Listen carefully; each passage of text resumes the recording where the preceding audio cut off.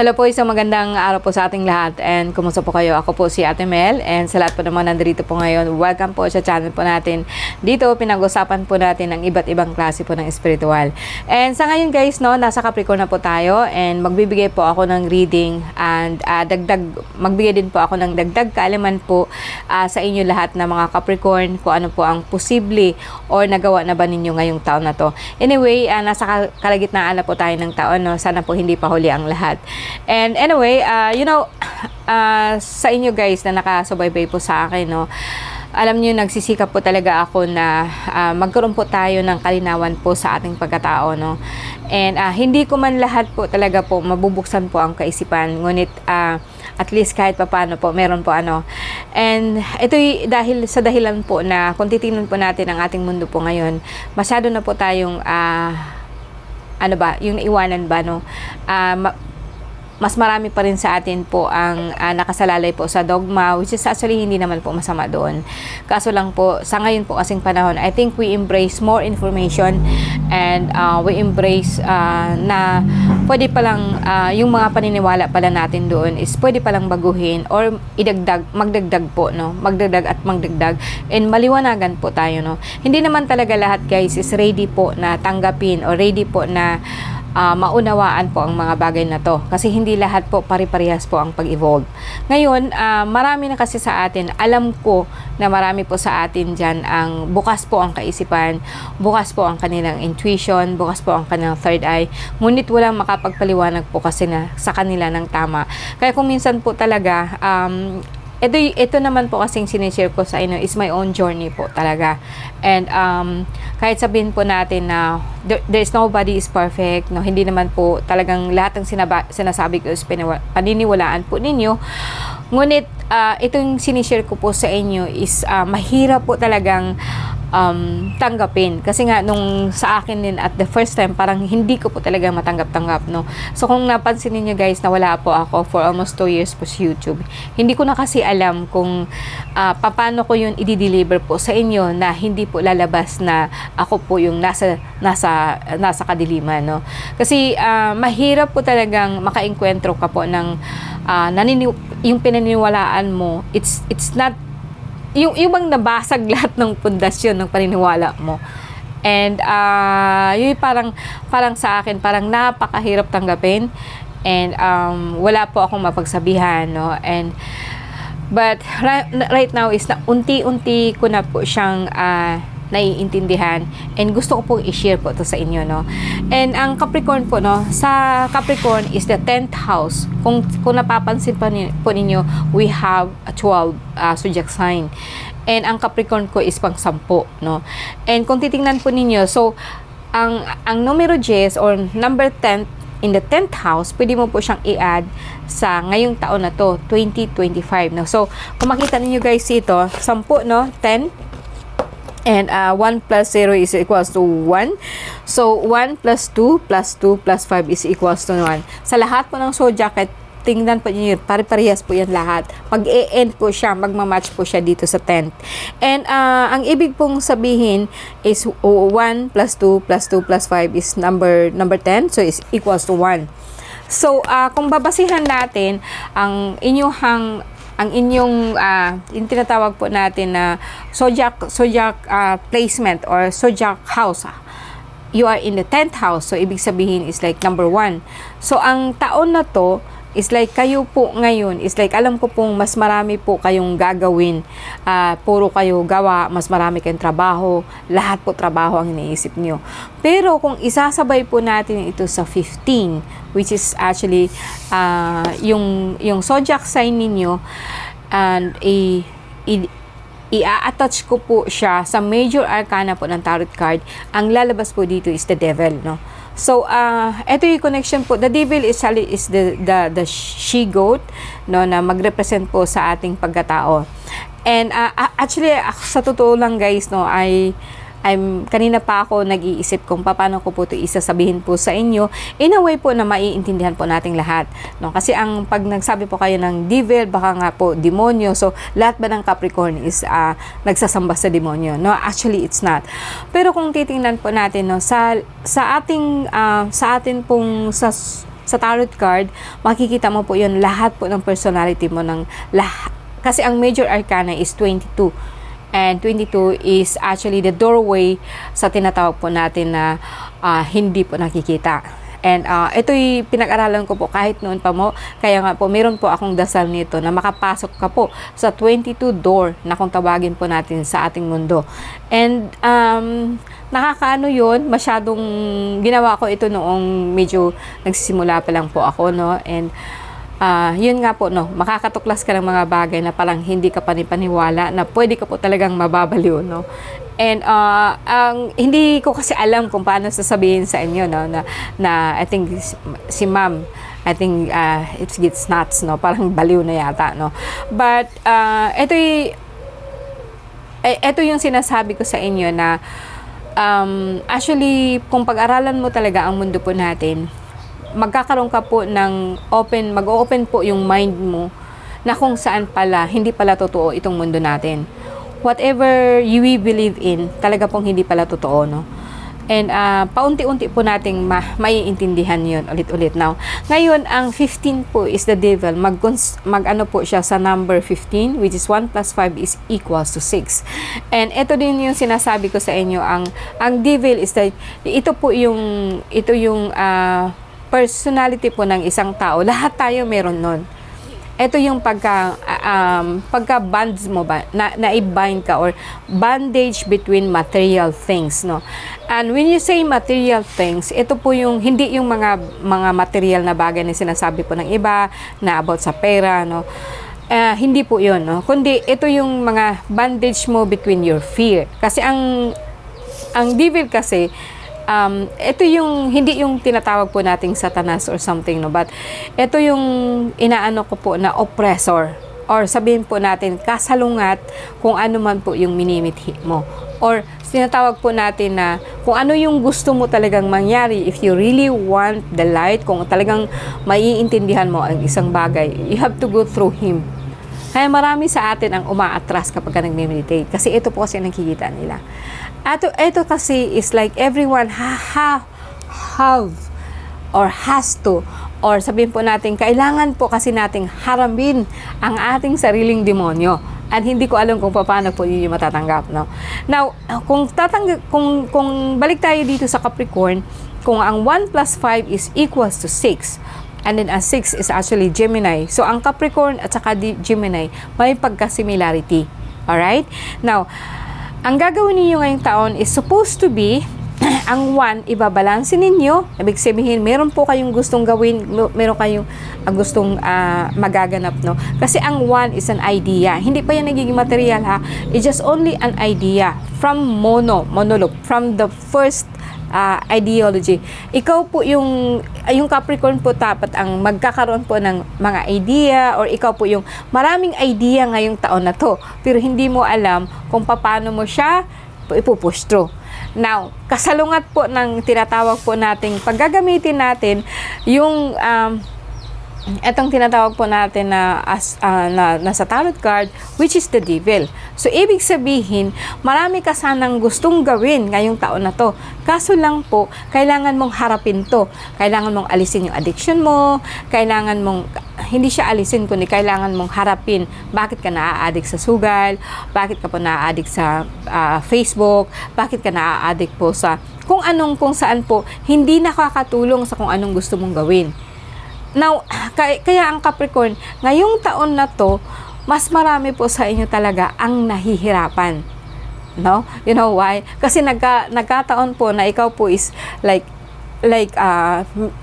yung ano ba, kasi ang devil kasi marami siya. Nandyan na nga po yung addiction po sa ukay-ukay, nandyan na po yung hindi ka maalis-alis dun sa galit mo, yung hindi ka maalis-alis dun sa hinanakit mo, yung envy, nandyan na po yung bagang takot, fear, doubt, yung mga yun. Marami ka sana talagang gustong gawin. Kaso nga lang po, nauunahan ka po ng takot, nauunahan ka po ng doubt, nauunahan ka po ng ano. Ito yung taon sa lahat po ng Capricorn. And additional to that, na alam niyo po yung mga Capricorn kasi mostly sa lahat po ng mga yayaman is Capricorn. Mostly po. kahit yung pinakamayaman po sa atin, they are Capricorn. Kasi ang Capricorn kasi is connected to Earth. Kaso nga lang po, sila po yung pinakamatanda. So, sila po yung Capricorn po, yung pinakalumang energy po dito sa balat po ng lupa. Kaso lang po guys, no, kailangan mong harapin yung takot mo para magiging invisible ka. Para magkuha mo ang lahat ng gusto mo. Alisin mo lahat ng takot mo. And kung hindi mo man siya nagawa ngayong taon na to, sigurado ako, next year siguro magmuni-muni ka. Bakit ganito talaga kahirap? Kasi nagkasalungat po yung isip mo at saka yung puso mo. Gusto mong gawin, marami kang gustong gawin, isipin nga. Kaya lang po, namumutawi po yung puso mo sa takot, kaya tig-hold ka talaga niya. Hinahawakan ka talaga na, huwag mong gawin yan, hindi yan pwede sa'yo. Ganito na lang, dito ka na lang, masaya dito, ganyan. Tama na ito kung anong meron ka. O, yun. Huwag ka nang mag-aspire po ng huwag kang mag-aspire po ng kung ano-ano pa. Di ba? May bumubulong sa atin, di ba? And hindi lang yung bumubulong kasi yun ang paniniwala po natin noong panahon pa. Yan po ang pagpapalaki po sa atin. Maybe not all. Siguro sa mga tao po na successful, siguro mga tao po mayayaman, hindi kayo nakaranas sa ganito. Pero paano naman yung common people like us? No, tayo, no, na kumbaga sa akin, ay, kailangan talaga pong nagpupursige na And then, at matatalo na lang po ba kayo sa takot nyo? Patatalo na lang po ba kayo sa ninyo, sa yung tinatawag nyo sa mga pag-aalinlangan nyo? Okay lang yung takot, no? Pero yung you push through, no? Alam niyo guys, yung every time po na magkaroon po ako ng ritual, like for example, no, sa ngayon may ritual po akong malaki, no? And minsan po lalo na po pag mag-aayos po ako ng bahay, napakabigat po nun sa akin.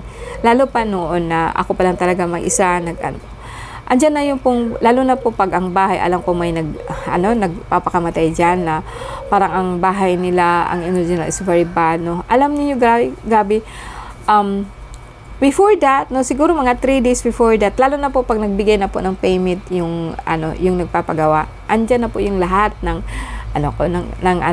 para na rin ako niya na ibabaon doon sa lupa na aayusin ko. Ibabaon talaga ako niyan. Hindi na po ako niyan makakatulog, hindi na po, lahat na po ng kaluluwa yan makikita ko, marinig ko. And kung hindi ako kung magpapadala po ako sa takot ko, hindi naman mawawala yun eh. Alam ko yan, hindi yun mawawala. Talaga pong pipistihin na nila ako. Hindi nila ako patutulugin, hindi nila ako paanuhin, guguluhin nila yung utak ko. Unless talagang puntahan ko yung bahay na yun, lugar na yun, at harapin yung mga demonyong nandoon. Yung mga energy po na nandoon, lalo na po pagbahay na pinagbahayan, tapos mga ilang taon, dekada na po. Ang ating lugar is very ancient. Yung mga bahay ninyo na pinag-anuhan na parang napakamalas, kailangang maalis sila diyan kasi kung hindi ninyo maalis diyan, andyan po sila forever at then madadamay po kayo kasi nahihirapan po sila. Pahihirapan po din po niya ang lahat din po ng titira diyan.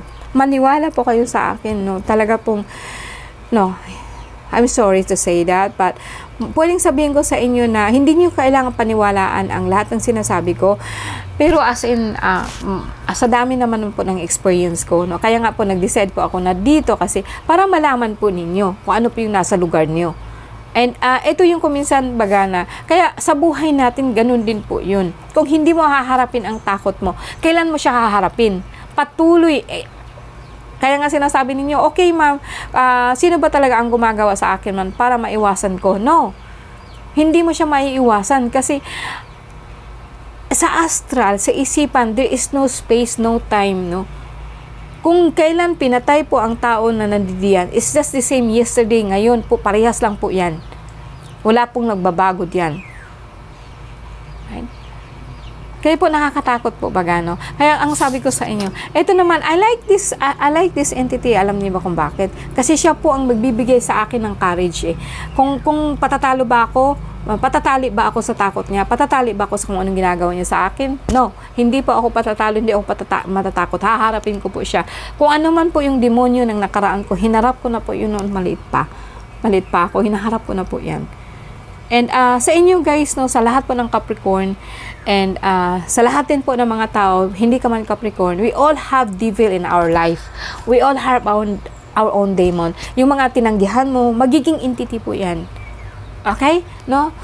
Guys, siguro nagbla bla bla bla na ako dito, no?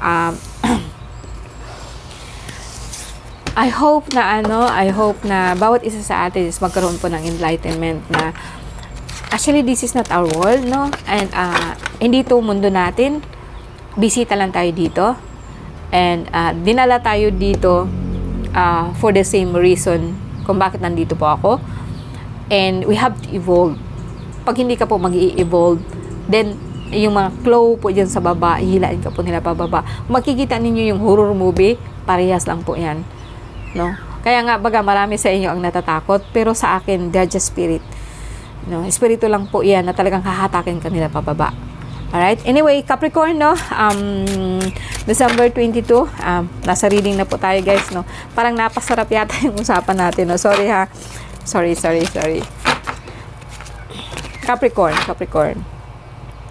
Diyos na mga makapangyarihan sa lahat, no? Basbasan mo po ang aking isipan, bigyan mo po ako ng kaliwanagan, shine my mind, oh my Lord. Huwag mong pabayaan po na mapariwara po kaming lahat, no? Kupupin mo po kami ng iyong liwanag, no? Sa gitna po ng kadiliman, bigyan mo kami ng liwanag. Amen. Alright? Okay. Ang unang lumabas sa'yo is okay, Capricorn, and tingnan po natin. I will use Celtic cross, no? Pinakalumang ano natin, no? And ito yung the past mo, immediate past, kung ano po nangyari. Ito yung immediate parating, no? Agad-agad ito, no? And ito naman po yung kung anong mangyayari pa po, no? This coming pa po to. Okay, let me drink, guys, no? Talaga pong medyo kahapon 2 days pa po akong nagsasalita, no? Okay, sa ngayon po, guys, no? Yung pinaka-mind mo, pinaka-conscious mo is like Capricorn na bigla pong may nangyari, biglaan po to, no? Pwedeng aksidente, pwedeng lindol, pwedeng baha, pwedeng na biglaan po siya, pwedeng accident in the car, and pwede din po na gumuho ang mundo mo sa ngayon, no? And guys, no, ang subconscious mo po is like the moon. So, ito naman pong pinapaniwalaan mo is like something like matagal na to sa isipan mo, hindi mo lang talaga siya napapansin, no? Sa ngayon po is like meron po ikaw trouble, no? Meron pong iniisip mo po na pwede po na ang iniisip mo is pabalik po ng ibang bansa, pwede din pong kontrata, pwede din po na is like you are weighing things, no, kung aalis ka ba o hindi, or like you are viewing, tinitingnan mo kung ano kaya ang pwedeng gagawin ko, aalis ba ako o hindi, okay ba ako doon, and kung sakasakali man po magiging okay o magiging successful po pa kung sakasakali pong I will push through this situation, no? And now ang nakakasagabal lang po dyan is sword, no? 5 of sword. I mean, so say magulo utak mo. Pwedeng sabihin po natin na sa ngayon po, guys, no, dahil po sa nangyari, magulo ang utak mo at gusto mo pang umalis. And dahil nga po sa hindi naman actually, guys, no, hindi pa naman malinaw kung talaga po ang nangyari sa iyo is ano po ba talaga ang totoo. Pwedeng sabihin po natin na nakakarinig ka po ng mga chismis, pwede po nakakarinig ka po ng mga balita na niloloko ka, no? Pwedeng sabihin po natin na kailan po ang pwede pong nakawan po na nangyari dito, guys, no? Yung pera na pinaghirapan mo and nawala po ito, no? Ito yung kasing iniisip mo kasi na pang-provide mo sa family mo.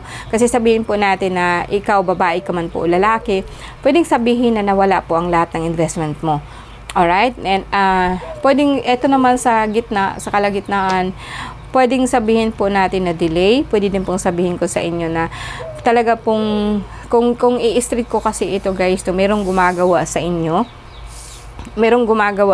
na parang ginagawan ka po ng paraan, ginagawan po ng paraan ng iyong isipan na malulungkot ka, na hindi ka makapag-concentrate ng maayos kasi po ang sumunod po kasi dito is like eto po siya, no? Etong tinatawag po nating the magician is maganda ang magician kapag maganda ang susunod na card. ang magician kasi is somehow someone na gumagawa o gumagamit po ng kapangyarihan po or something unnatural superpower po na kung saan ginamit po niya ang mga kabaong, may tumatawag po siya ng mga kaluluwa po na yumao, no? And ito yung dahilan kung bakit sa ngayon po or parating mo po is like magkakaroon ka rin po ng problema, no? Sobrang kalungkutan ang mangyayari sa iyo kasi nga parang pwedeng sabihin po natin na nawala yung pinagpundar mo, nawala yung inaasahan mo. Maybe some of you, maybe this one is happening, lalo na sa mga manonood ko ngayon na mostly sa atin is mga nanay po, no? And may nakita man po akong parating po sa iyo, pero pa siya, late po parating. Okay, on the second hand, kung aalisin ko itong surroundings mo, guys, itong mga tao na nanloko sa'yo, okay? And nanloko sa'yo, o sabihin po natin na mga taong involved, ito kasing babaeng to is mayaman na siya, pero talagang gusto pa rin, gahaman pa rin po ang ang iniisip niya na dapat ngaya akin lang. And itong mga tao na to, itong nangyari sa iyo dito paikot, kasi ito po yung parating natin, ito yung fokusan po natin, no? Okay. Now, kung alisin ko siyan, magpo-focus ako sa sarili mo. Guys, hindi po ako nawawala ng pag-asa sa lahat po ng Capricorn. Kasi actually, you are the Empress. Sabihin po natin, the Empress. Okay, tinutulungan ka po ng mahal na ina, which is siya po ang may bigay po ng lahat. Ang lahat po ng mo dito is like money. Pwede din pong ikaw to, Capricorn, na ginagawan mo talaga ng paraan kung paano po ikaw magkaroon po ng pera para sa mga anak mo, kasi ikaw po ang nagpo-provide po ng lahat. Kung alisin ko po lahat na nakasurrounding sa iyo niya, focus po tayo sa sarili mo. Ito yung iniisip mo. Sabihin po natin na yes, aalis ka po, no? Alisin ko yung mga dyan, and alisin ko yung sagabal sa isip mo. Okay? Kung aalisin ko yung sagabal sa isip mo, despite pa po sa mga nangyari, no? Pwede pong sabihin ko po na malakas po ang loob mo, makipag-recontract ka ulit, and sabihin po natin pagka pera, kasi may kasama ka po, no? May kakontrata ka, may kasama ka sa negosyo mo, may kasama ka sa pag-alis mo, may kasama ka sa trabaho, kung ano man po ang ginagawa mo. And kung alisin ko yan lahat sa iyo, makikita ko po na ikaw po is yung tao po talaga na determinado ka po na makuha yung gusto mo. Gagamitin mo siya sa paraan ng supernatural, okay lang po yun sa akin. Bakit naman hindi? No, lahat tayo mayroong karapatan. Ito yung sinabi ko sa inyo, guys, na kung sakasakali man po na may tao na umagaw sa kung anong meron ka, huwag kayong magalit. Karapatan niya yon. Okay? Karapatan niya. Huwag kayong walang personalan. Kasi kung magiging personal ka kasi, talo ka. Okay? Kung inagaw man niya sa'yo, yung bagang sport ka lang, you know, isipin niyo na ang buhay natin is laro lang. Ang buhay natin is just competition. Kung iisipin mo yung ganun kasi na mentality po, parang magtataas po yung vibration mo. Alam mo kung bakit? Kasi you know, hindi ka nagpapatalo kung anong ginawa niya. Kung hindi, sa susunod naman, you will be better. Mas maganda, mas maigi, mas maganda, mas malakas ka na po after po na natumba ka. Okay lang po yun. Sabi ko nga sa inyo, kahit yung asawa mo niluloko ka, okay lang po yun. Let it be. Karapatan niya yun. Karapatan niya yung mamili kung sino ang gusto niya. No, huwag kayong bitter, girl. Bakit kayo bitter? Ma'am, gawa niyo ng paraan. Yung boyfriend ko nababalik sa akin. Natatawa ako. Bakit? Maraming lalaki. Pero since na gusto niya yan, okay, no problem. Pero sa akin po, guys, no, paano tayo matututo habang buhay? No. Kung sakaling ang kakumpidensya mo nakuha yung project mo, ba't ka magagalit? Work for it, no? Bangon ka, trabaho ulit, tapos kung anong ginagawa, kasi kung anuhin mo kung saan ka nagkulang, kung ano ang pwede mong gawin. gawin mo lahat ng paraan po na hindi ka papayag o hindi ka papayag na itong lahat na kinuha sa'yo, mawawala sa'yo. Ito din yun guys, no? Kung sakali po kasing nag-invest kayo, tapos nawala na, forget about it. Oh, kalimutan mo na yon. Huwag ka nang bitter. Sabi ko nga sa iyo, kailangan mong bunga. Pero itong Capricorn ngayon, no, hindi po ako naka dito na bitter siya ha. No, hindi. Matapang, no? Tingnan mo. Oo. Alam niya kung anong gusto niya. Alam niya kung sino alam niya makakapag-provide siya sa pamilya niya. Alam niya may pera siya. Although sabihin na po natin na maliit, pero yung mindset po niya talaga po is good. Maganda po ang ng Capricorn ngayon. Ngayon, ang subconscious niya, yung may tumutulong sa kanya, oh yes, may tumutulong sa kanya na mas malakas po sa kanya. Kaya lang po, dahil nga sinasabi ko sa inyo, ito po yung tutukan po ninyo. Kung alam ninyo ito, di ba? No? Kung wala kayong alam, anong nangyari sa iyo? Ninakawan ka na, saan ka, lugmok ka, bitter ka, lahat na. Pero sa Capricorn, okay lang po yun. No? Kahit sabihin po natin, kahit sabihin ko nga sa iyo, nilagay siya sa kabaong, nilagay siya sa so what? No, concentrate ako sa work ko, ito yung gusto ko. Alam kong delay po siya, madidili siya, okay lang po yun. Basta sa akin, may pera pong darating sa akin para sa mga anak ko. And then, ito yung energy po ng Capricorn ngayon. No? Congratulations sa inyo guys. No? Sa gitna po ng lahat ng ginagawa nila sa iyo, you are still triumph at nananalo ka na nga. Kasi yun po ang nasa isip, nasa puso mo. Kahit anong ginawa nila sa iyo, kinuha man nila. Devastated ka, yes, confirm mo yun. Nasaktan ka, yes. Asawa mo, lumayo, nasaktan ka, masakit. Iyak ka ng 2 araw, kinabukasan, bangon ka ulit. Bakit? No? Diba? Lahat tayo ganun. Lahat tayo makakaranas ng matinding pagsubok. Then, kung nakakalampas ka niyan, guys, mas marami pa, mas malaki pa ang ibibigay sa'yo. Then, alam mo na. No? Alam mo na kung paano po i-handle yun. Kasi naranasan mo na eh. Ito yung sinasabi ko sa inyo guys, na huwag kayong patatalo sa problema. No? Huwag kayong patatalo sa problema. Inano kanya, like nilugmo kanya, gusto kanyang ibaon, gusto niyang ilagay. Mailagay mo man, sabihin ko sa inyo, no, mailagay mo man, makuha mo man yung espiritu ko, mas marami pang espiritong natira sa katawan ko. Makukuha mo man lahat sa akin, hindi mo makukuha ang laman ng isip ko, kapag ka talagang alam mo kung anong gusto mong mangyari. Okay? Guys, Capricorn, congratulations sa inyo po. No? Believe ako sa inyo guys, and see you!